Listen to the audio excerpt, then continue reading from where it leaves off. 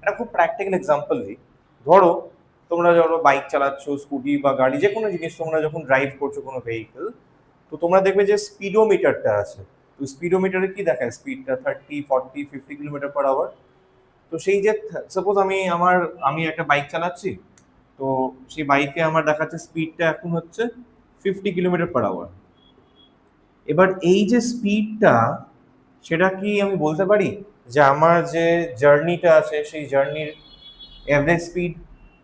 No. কারণ ওই যে স্পিডোমিটারে যেটা দেখাচ্ছে, সেটা কি দেখাচ্ছে? ওই মোমেন্টের স্পিডটা, তাই না? তো তার মানে এটাকে আমরা কি বলতে পারি? Instantaneous speed, not the average speed. কারণ আমরা যারা যারা ক্লাস 9, 10-এ পড়ে এসেছি ফিজিক্সে, মোশনের স্ট্রেট লাইন, তারা আমরা পড়েছি যে এভারেজ স্পিড মানে কি করে ফাইন্ড করতে হয়? Total distance by total time. But আমি যখন একটা কোনো জায়গায় বাইক চালাচ্ছি, মুভ করছি, তখন আমরা কিন্তু through out the motion constant স্পিডে তো গাড়ি চালাই না, কখনো আমরা ব্রেক দিই, কখনো আমরা অ্যাক্সিলারেট করি। তো সেই যে স্পিডটা এভারেজ, সেটা হচ্ছে টোটাল ডিস্টেন্স বাই টোটাল